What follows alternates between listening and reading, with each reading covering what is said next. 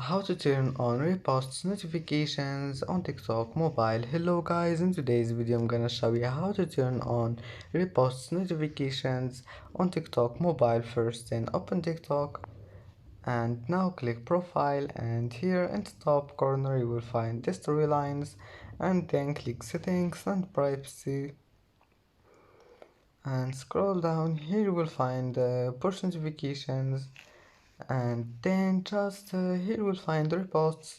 Now all you need to do is just turn it on by one click, and go back. Here it will be saved, and as you see, that's how to turn it on. And that's it for today's video.